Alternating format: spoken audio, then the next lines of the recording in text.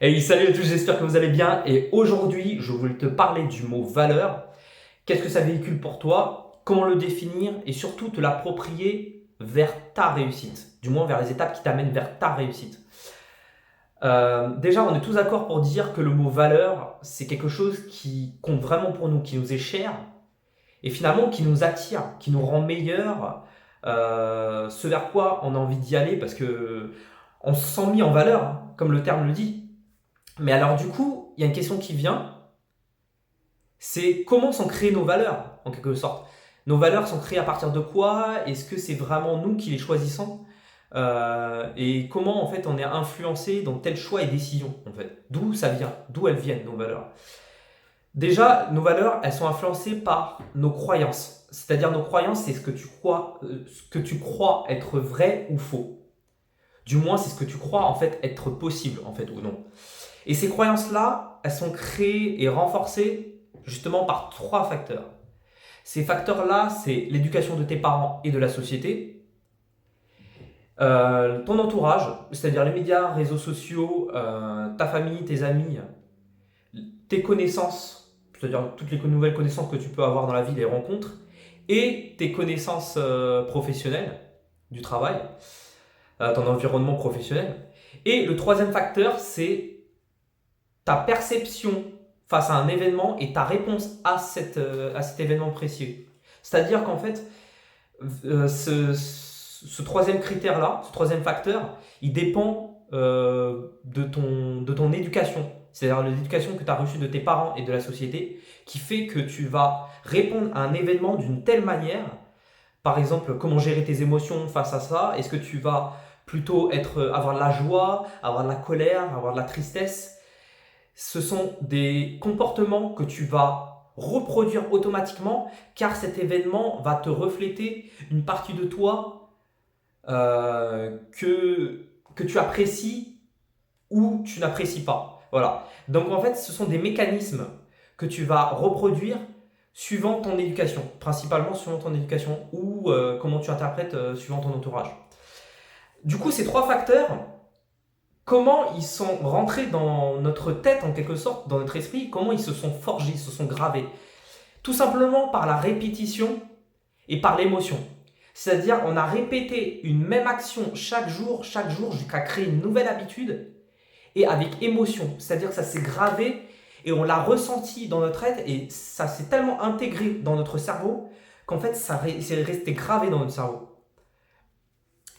Mais alors du coup, si c'est resté gravé dans notre cerveau et que en fait c'est l'éducation de nos parents, de la société, notre entourage et notre perception par rapport à ces événements, donc du coup qui est relié à l'éducation de nos parents, si tout ça c'est d'autres personnes qui nous l'ont appris, du coup ça vient de l'extérieur, ça vient pas de nous.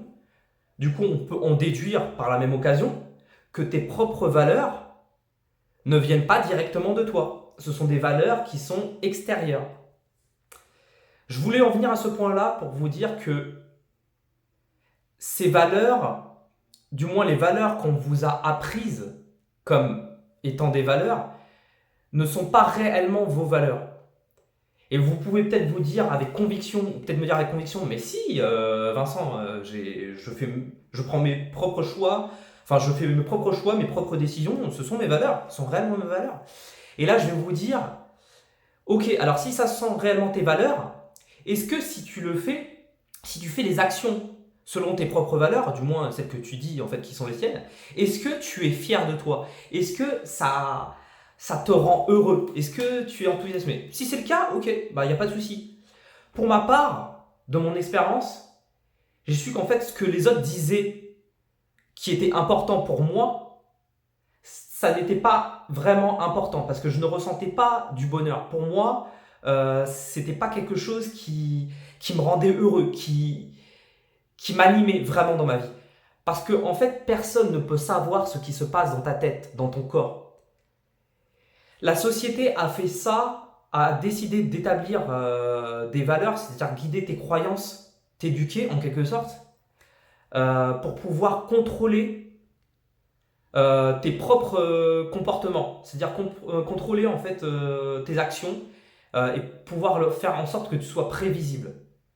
ton numéro de sécurité sociale, qui sont enregistrés, tes données qui sont enregistrées dans leur base de données, tout ça. Tu es prévisible. On t'a tracé un chemin pour que tu puisses aller vers ce chemin-là et que tu sois prévisible et qu'on puisse prédire tes actions du début de ta naissance, en quelque sorte, jusqu'à ta mort. Et ce genre de choses-là, qui fait que tu es prévisible, c'est quelque chose qui, pour moi, n'avait pas de sens. J'ai ressenti que ça n'avait pas de sens. J'ai remis en question et j'ai ressenti dans mon corps deux facteurs déterminants, du moins c'est deux résolutions déterminantes que j'ai faites dans ma vie. C'est que j'ai décidé de remettre en question ce qu'on m'avait appris et de ressentir dans mon corps, en fait, via les expériences que je faisais au quotidien. Est-ce que ça a vécu quelque chose? Est-ce que je me sens heureux? Est-ce que je pourrais mériter avoir mieux dans ma vie? C'est justement ça. Parce que finalement, en fait, la société, qu'est-ce qu'elle vous fait, en fait? Elle vous dit, ok, bah tu sais quoi, tu vas travailler à l'école, tu vas avoir de bonnes notes pour avoir ton diplôme, et avec ce diplôme-là, ok, tu fais pas plus 2, bac plus 3, bac plus 4, 5, enfin peu importe. Avec ce bac, plus les années que tu vas faire en plus, qui vont te spécialiser dans ton domaine, tu vas investir du temps, de l'énergie, de l'effort pour avoir ce bac-là, et tu vas être tellement content, tu vas sortir, tu vas être tellement heureux, pour être finalement aller dans un emploi de salarié où tu vas être dirigé par un patron qui va te payer juste 2 000 € par mois, ou si ce n'est plus 3 000 €. C'est-à-dire que les études que tu as fait avant, depuis le début, elles valent 2 000 €. 2 000 € vraiment. Est-ce que vraiment tu estimes que ta valeur de tous les efforts et l'énergie que tu as fait chaque année, le stress, tout ce que tu as donné de toi, en quelque sorte, de ton temps aussi personnel, parce qu'il faut dire qu'en fait ton temps il s'écoule, mais ton temps il se représentera plus. C'est-à-dire que là on est samedi, ça sera le seul samedi de ta vie, quoi. Enfin, quand je dis le seul samedi, c'est-à-dire que ça va être un seul samedi de ta vie qui va se présenter là. Donc en fait, ton temps il est limité. Ton temps il est limité, donc tu ne peux pas te dire que tu vaux 2 000 € à la fin du mois pour tes études là. Du moins, c'est ma vision des choses, et les personnes qui sentent en fait qui sont pas à leur place, qui ont l'impression en fait qu'on leur a appris de la merde en fait finalement. euh, et ben c'est pour ça que j'ai envie de leur aiguiller vers en fait la raison pour laquelle tu ne vis pas ta vie, pourquoi tu n'es pas heureux. C'est que ça remonte vraiment à tes croyances, et ce que justement on a voulu te faire croire comme étant le seul chemin pour aller vers ta réussite, du moins avoir une vie plus heureuse. Regardez l'exemple d'un enfant. C'est tout simple. Un enfant, lui, quand il apprend à marcher, vous savez déjà comment il est, vous le surveillez partout, vous dites ah c'est le début des emmerdes, tout ça. Donc du coup, vous le voyez, il marche, il explore un peu les endroits. Et en fait, l'enfant, c'est exactement ce que le gouvernement, du moins la société, ne veut pas. C'est qu'il est imprévisible. On ne peut pas prédire ses comportements. Il est totalement dans son être, dans son naturel. Il ressent réellement en fait ses sentiments, tout ça, il les vit au moment présent, il est dans son naturel, et il les ressent et il les ressort en fait, exactement comme ça. Et on ne peut jamais prédire telle ou telle action. Du moins, certaines actions, peut-être on les a faites quand on était petit, on peut savoir, mais on est tout le temps obligé de le surveiller, de le suivre. C'est exactement ça, en fait, ce que la société ne veut pas. C'est pour ça qu'en fait, elle nous guide, en fait, exactement vers le chemin qu'elle veut nous faire emprunter. C'est-à-dire, tu vas à l'école, tu as un travail, où tu es payé 2 000 € par mois pour les études que tu as fait. Tu passes tout ton temps à travailler jusqu'à ta mort, en quelque sorte, et la retraite, bah, comme vous le savez aujourd'hui, elle est presque inexistante. Et puis, tu as une résidence principale. Et puis tu as une famille, tu as des enfants, et puis tu vis et tu grandis, nanana, et tu vas mourir. Enfin vrai, voilà, tu vois. C'est vraiment ça, en fait, la vie que tu as envie d'avoir, vraiment. Parce que, en fait, si tu vas aller vers ce chemin prévisible, ok, il est tout lumineux, tout le monde, on va te guider, tout ça, t'as pas d'effort à faire, tout ça. Mais en fait, finalement, tu ressens pas vraiment de la vraie joie. Tu te dis, bah, c'est comme ça, c'est ma vie, je peux rien y faire. Sauf qu'en fait, tu t'es pas demandé, est-ce que je pourrais avoir mieux, en fait. Les personnes qui veulent avoir plus et qui ne se sentent pas heureuses, en fait, vont pouvoir se remettre en question et ressentir dans leur corps, en fait, qu'est-ce qui les anime et qu'est-ce qui importe pour eux. C'est pour ça qu'en fait, je voudrais du moins, te donner un conseil. Un conseil qui pourrait te diriger vers cette voie-là, si tu le désires, du moins. Après, si tu me dis que ça te convient, il n'y a pas de problème, hein. Il n'y a pas de problème, voilà, chaque personne, en son choix, sa conscience, peut décider ce qu'elle a envie de faire. Mais si tu as envie de vraiment changer ta vie, dévoiler vraiment ton être, ton naturel, ton unicité, vraiment ce qui te caractérise, ce pourquoi en fait tu es heureux de te lever chaque matin parce que putain, t'as une vie de malade, quoi, tu vois. Et tu as vraiment une meilleure confiance en toi, une meilleure estime de toi. Tu fais vraiment tes choix et tes décisions et tu recules pas au dernier moment. Si tu veux vraiment faire ça, je t'invite à prendre une feuille, vraiment une feuille blanche, un crayon. On va utiliser, je suis de la vieille école, hein, mais pourtant c'est ce qui permet de ancrer vraiment ce que tu as dans ta tête sur la feuille. Et du coup, en fait, via cette feuille-là, tu vas écrire une question qui va être ciblée. C'est-à-dire, qu'est-ce qui m'anime dans la vie? Qu'est-ce qui m'importe réellement? C'est dur d'un premier abord. Parce que, en fait, au premier, tu vas te référer vraiment à ton éducation, à tes croyances. Tu vas y revenir et tu vas dire, ouais, c'est ça. Et finalement, ça va être compliqué à te retirer vraiment tout ce qui t'a appris dans la vie, tout ce que tu as eu de tes croyances, faire un gros reset vraiment dans ton cerveau, sortir de ça et te dire, ok, qu'est-ce que j'aime vraiment en fait? Quelles actions me rendent heureuse, en fait, en quelque sorte, heureuse. Quelles actions en fait m'enthousiasment au quotidien? Et c'est sur ça en fait que tu vas te guider et que tu vas aller pour pouvoir définir réellement ce que tu aimes.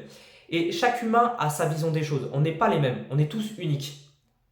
Peu importe ce que vous croyez ou non, on est tous uniques. On a tous quelque chose qui est différent. On a tous une différence, on a tous des envies, des désirs. Et quand tu les suis et que après tu contrôles en fait au niveau corporel, au niveau ressenti, ce que tu ressens, ça permet en fait de mieux te comprendre et de mieux te connaître. Et pour cela, ça nécessite de passer sa peur et donc de connaître en fait réellement ton unicité, ton don en fait, ce qui te définit et qu'est-ce que tu aimes faire au quotidien en quelque sorte.